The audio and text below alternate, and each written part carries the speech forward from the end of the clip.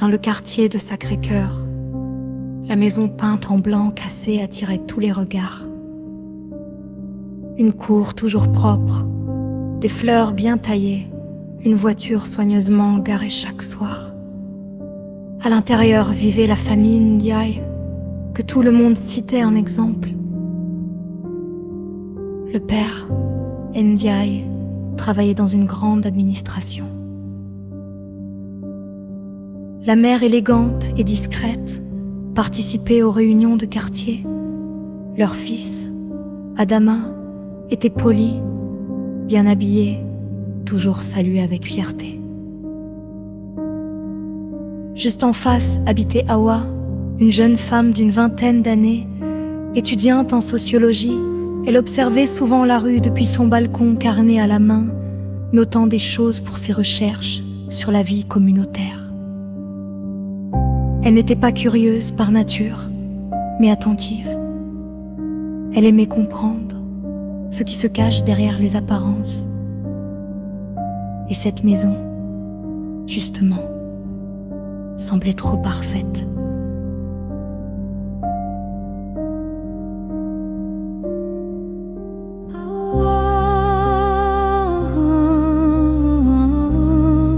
Elle marqua d'abord des détails insignifiants, les volets qui se fermaient toujours trop tôt, les lumières qui s'éteignaient brutalement, la mer qui sortait rarement seule, et surtout ces silences, pas des silences ordinaires, mais des silences lourds qui semblaient absorber les sons autour d'eux. Personne n'y prêtait attention. Personne, sauf elle. Un soir, alors que le quartier s'animait autour d'un match de football diffusé à la radio, Hawa entendit un bruit étrange venant de la maison d'en face. Pas un cri, pas un appel, juste quelque chose qui sonnait faux. Elle se figeait, puis elle se dit ce que tout le monde se dit toujours. Ce n'est sûrement rien.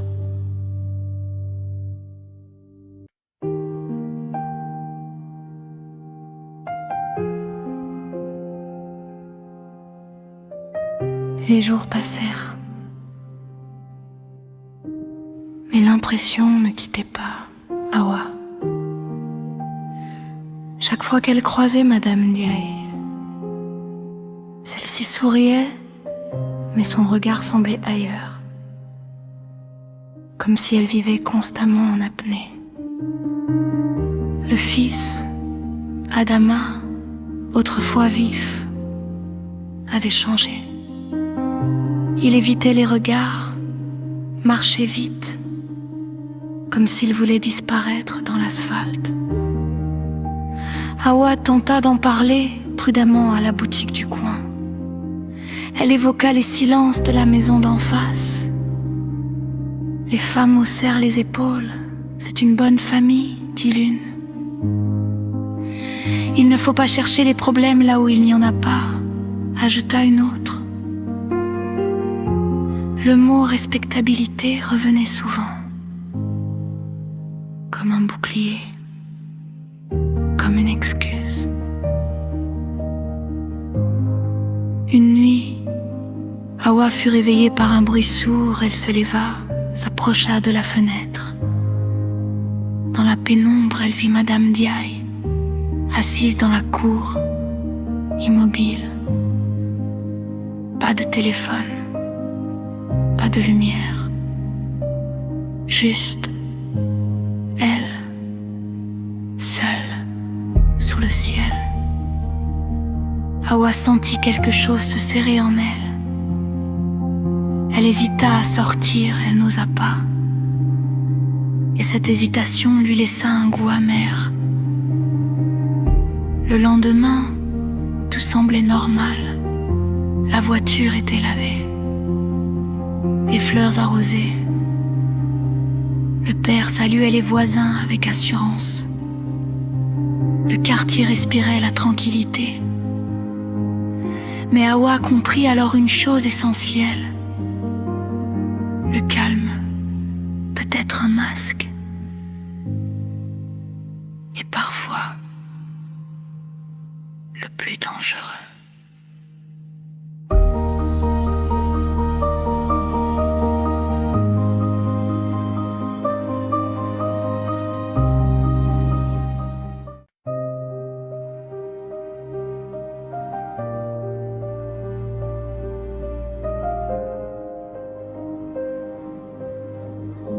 Hawa commence à observer autrement. Elle nota les absences, les changements d'attitude, les regards fuyants. Elle réalisa que plusieurs voisins savaient, pas précisément quoi, mais assez pour détourner les yeux. Une vieille femme lui glissa un jour: il vaut mieux ne pas se mêler des affaires des gens. Cette phrase résonna longtemps dans sa tête. Un après-midi, Adama frappa timidement à sa porte. Il dit qu'il avait besoin d'aide pour ses devoirs. Hawa l'invita à entrer, l'enfant parlait peu. Ses mains tremblaient légèrement. Il posa une question étrange. Est-ce que tout ce que font les grandes personnes est toujours juste? Hawa sentit son cœur se serrer.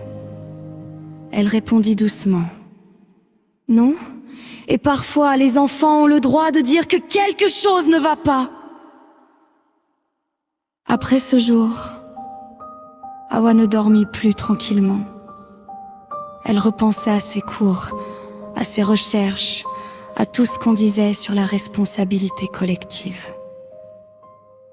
Elle comprit que le silence n'était pas neutre. Il protège toujours quelqu'un. Et rarement la bonne personne. Mais agir signifiait rompre un équilibre fragile. S'opposer à une famille respectée.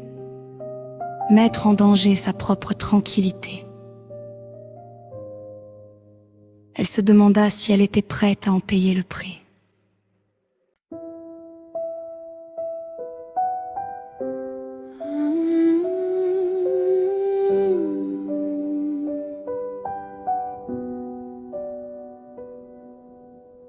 La rupture arriva brutalement. Une nuit, des sirènes déchirèrent le quartier, une ambulance, des policiers, des voisins aux portes entr'ouvertes. Madame Diaye avait été hospitalisée. Officiellement, un malaise. Officieusement, personne ne posait de questions. Hawa, elle n'en pouvait plus. Elle se rendit au commissariat le lendemain. Non, pas pour accuser, mais pour parler. Elle raconta ce qu'elle avait vu, ce qu'elle avait ressenti, ce qu'elle avait ignoré trop longtemps. Ce n'était pas spectaculaire, ce n'était pas une preuve, mais c'était une fissure dans le mur du silence.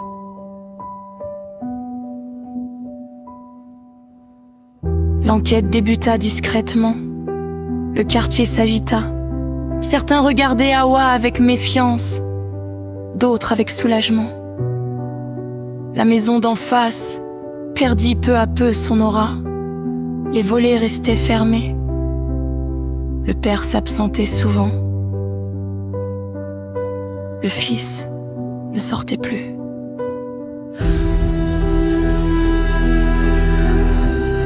Hawa se sentit coupable et soulagée à la fois.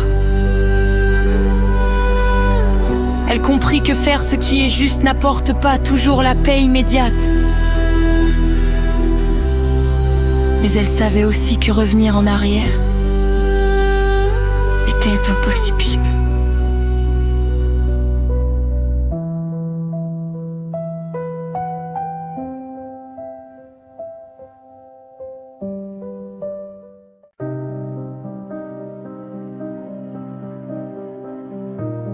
La vérité n'était ni spectaculaire, ni visible de l'extérieur. Dans cette maison que tout le quartier disait exemplaire, il n'y avait pas de cris la nuit, pas de portes fracassées, pas de scandale public. Il y avait autre chose, de bien plus silencieux, une violence quotidienne, discrète, organisée, rendue invisible par les apparences. Un père respecté, une mère effacée, des enfants impeccables. Et derrière les murs, la peur, comme habitude.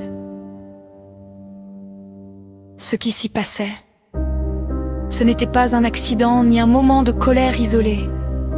C'était un système, des humiliations répétées, des menaces murmurées, des gestes imposés sous couvert d'autorité.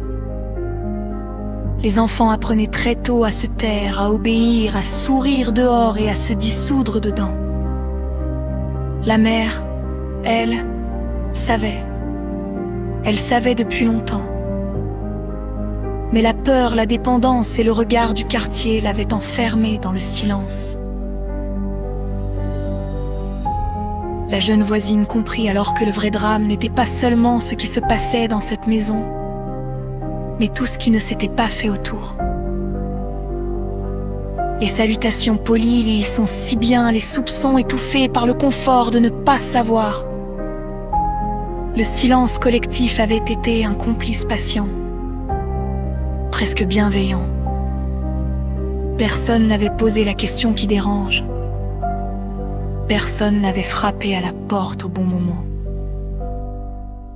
Quand la vérité éclata, enfin, elle ne détruisit pas seulement une image parfaite, elle révéla une responsabilité partagée.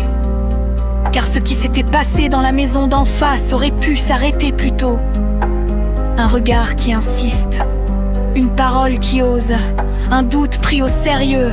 Cette histoire ne parle pas seulement d'une famille, mais de tous ceux qui choisissent de détourner les yeux et de ce que cela coûte, toujours, aux plus vulnérables.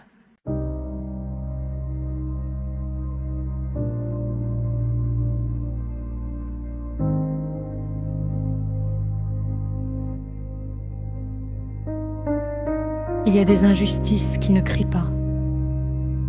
Elles vivent derrière des murs propres, dans des maisons respectables, au cœur de quartiers où l'on se salue chaque matin. Elles survivent parce que trop souvent on choisit de ne pas voir, de ne pas entendre, de ne pas comprendre. Le silence n'est jamais neutre. Il protège toujours quelqu'un. Et bien souvent, ce n'est pas la victime se taire par peur, par confort, par habitude ou par respect mal placé. C'est déjà prendre position.